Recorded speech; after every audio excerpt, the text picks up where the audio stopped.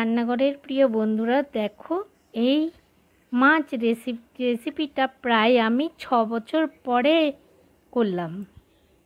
তো 6 বছর ধরে এটাকে আমি রান্না করিনি।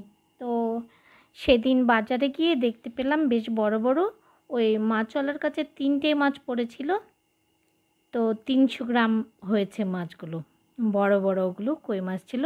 তো আমি দেখে ভাবলাম দেখি রান্না করি। অ্যাকচুয়ালি ভয়, মানে কই মাছের কাঁটার ভয়ে এতদিন ধরে খাওয়া হয়নি। তো নুন হলুদের সাথে আমি একটু সর্ষের তেল দিয়েছি। এটা আমি মানে দিই কিছু কিছু মাছে, কিন্তু এখানে কথা হচ্ছে এটা জানতাম না যে তেল দিলে, একটু তেল মেখে নিলে এটা মানে যখন ভাজতে যাই তখন মানে ফেটে আর পড়ে না তেলটা। পাশাপাশি দেখো আমি নুন হলুদ লঙ্কা গুঁড়ো আদা বাটা নিয়ে নিয়েছি, সব জল দিয়ে মিক্স করে নিচ্ছি। তো আমরা না এখানে আবার জল দিয়ে দিচ্ছি। আমরা অনেকজনের ভিডিও দেখে অনেক কিছু শিখছি। তো এবার তেলটা গরম হয়ে গেছে, আমি মাছটা ভাজতে দিয়ে দিচ্ছি। খুব কড়া ভাজবো না, জাস্ট একটু উল্টে পাল্টে নিয়ে নেব। তো অনেকজনের কাছে অনেক কিছু শিখছি।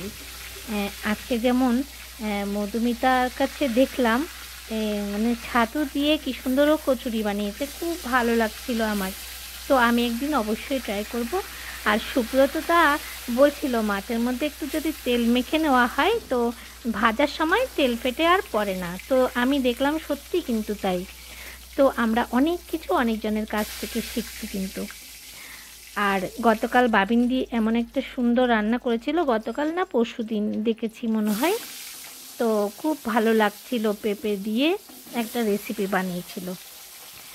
যাই হোক, সবার কাছ থেকে দেখে দেখে একটু একটু ট্রাই করব। তো এখানে মাছটা আমি তুলে নিয়েছি, দেখতে পেয়েছেন। এর মধ্যে আমি আলু ভেজে নিচ্ছি। আলুটা পাতলা করে কেটেছি। আমি একটু আলুটা একটু বেশি ব্যবহার করি সব কিছুতে, সেটা নিশ্চয়ই আপনারা এতদিন খেয়াল করেছেন।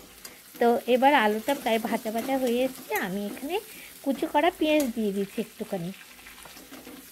তো বলছি জানেন, অনেক দিন পরে খেয়েছি বলে না, মানে মনে হলো অনেক ভালো লেগেছে মাছটা। আর এই বর্ষাকালে কই মাছটা কিন্তু ভীষণ ভালো লাগে, বিশেষ করে একটু ঝোল ঝোল করলে। অনেকে কই তেলা করে, তো আমি একটু ঝোল করেছি, গায়ে গায়ে একটু ঝোল করেছি। তো পেঁয়াজটাও লাল লাল হয়ে গেছে। এর মধ্যে আমি যে মশলাটা ভিজিয়েছিলাম, নুন হলুদ লঙ্কা গুঁড়ো আদা, ওই ওই মশলাটাকে আমি ঢেলে দিয়েছি। এবার এটাকে ভালো করে কষতে থাকবো। খুব সুন্দর ফুটছে মশলাটা, বেশ তেল বেরিয়ে এসছে, দেখতে পেয়েছেন, দেখতে পাচ্ছেন নিশ্চয়ই। তো এবারে আমি আস্তে আস্তে করে পরিমাণ মতো আর একটু জল দিয়ে দেব। তো বন্ধুরা, সবার ভিডিও দেখা, সারা দিন ভর ভিডিও দেখা। আগে কি হতো আমরা এখানে দেখুন আমি মাছটা দিয়ে দিচ্ছি, সাথে 2টো কাঁচা লঙ্কাও চিড়ে দিয়ে দিয়েছি।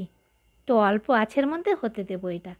আগে আমরা কি করতাম, কোনো একটা কিছু ভালো লাগলো দেখতাম, কিন্তু এখন আমাদের একে অপরকে সাপোর্ট করতে হয়।